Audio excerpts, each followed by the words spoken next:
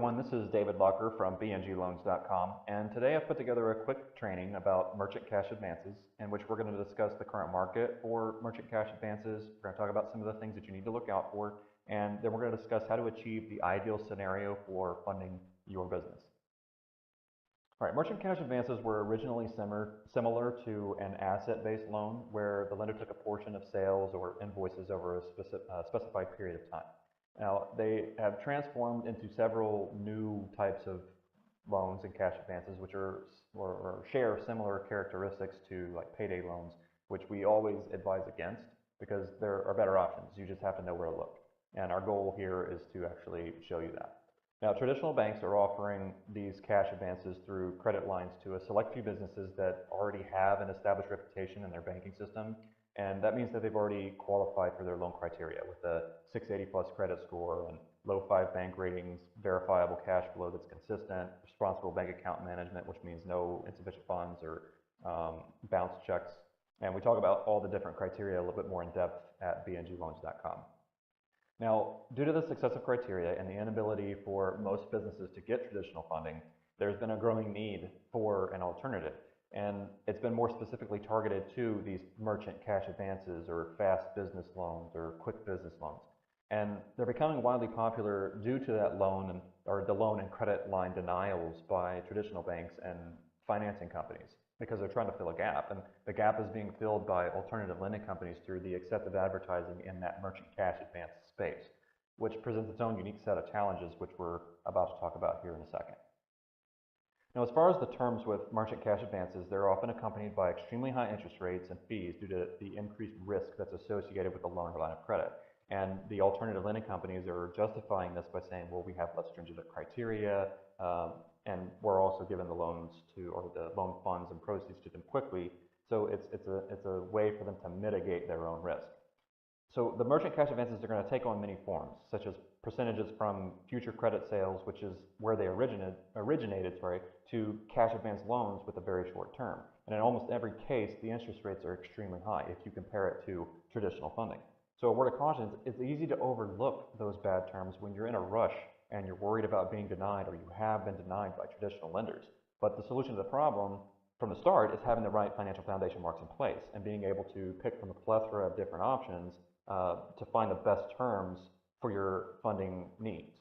But being realistic, that's not always the case. And sometimes businesses need, these types of loans, but we want to strongly advise you, if you do elect for these types of loans or cash advances, that you insist on transparency of fees, any penalties associated to it, and the exact interest rate so that you have a complete understanding of what you're getting yourself into. Make sure that you're completely aware of everything that the loan is going to cost so that you compare it to your potential profit margin. Now, a good practice is to set certain parameters in place.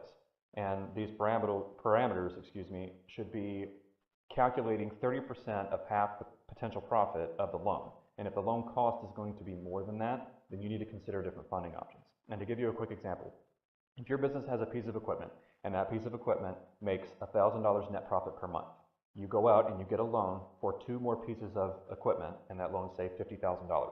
Your potential return for 2 of those exact same pieces of equipment is going to be $2,000 per month due to the increased efficiency and productivity that your business is going to have as a result. Now, be sure to include demand probability here as well, such as requests to meet certain productivity levels, which could indicate more probability of actually achieving that $2,000 per month additional income stream. Now, you take that potential profit, which in this case is $2,000, and you're going to cut it in half because initially you were being realistic with your estimation. Now you want to be a little bit conservative. You want to allow for potential issues that are out of your control, which is what we call variable change. So we take the $2,000 per month, we cut that in half, we're now at $1,000 per month. Now we want to take 30% of that, so we're now at $300. And if the cost of the loan and interest and fees, not principal, just interest and fees, is more than 30% of half potential profit, then we feel you should consider searching for better terms because we strongly believe that you can find them, especially if you follow the steps that we lay out to creating the ideal scenario for funding for your business. Now, if your potential profit is already in hand and it's under contract or something along those lines, then you can increase that initial half cut, but you still want to allow for variable change. So I wouldn't go any less than cutting 25% from that potential profit. So from 2,000, if you were cutting it to 25% out of that, you would be at 1,500 potential profit, and then you take 30% of that, which is 450. And if the cost of the loan is more than 450, then you need to consider different funding options. All right, so next we wanted to discuss the ideal scenario. We receive a lot of questions about whether a specific loan or line of credit is the right financing decision for a business, and whether there would be other alternatives that would have better terms. Now, the answer to that question is difficult to predict given the variables on both the businesses and the lender's side. So we would like to propose a better question, which is what we feel business owners should be asking. And that's, how do I find the best loans or lines of credit with the best terms for my exact financial situation? Now, I know this may seem obvious, but if you've spent any time researching up to this point, then you know how vague financing companies can be when they are trying to get you to apply for a loan. And the reason is they don't want to deter you from applying. Lenders and financial advisors have quotas to meet, and the criteria is sometimes a little bit more lenient than, say other times of the month. So if they put hard criteria down on their application or their website, then they could lose the chance of you applying in the first place. And that leads to businesses applying to loans that they're not qualified for or wouldn't be a good option for their business, and then they're denied without much explanation as to why. So the solution to the problem is knowing your business's fundability from the start, and then understanding how it coincides with the specific lending criteria prior to applying for any loans or lines of credit. Now, this allows you to make the necessary adjustments to ensure that you're approved prior to ever applying. So we strongly recommend that you acquire your business fundability score.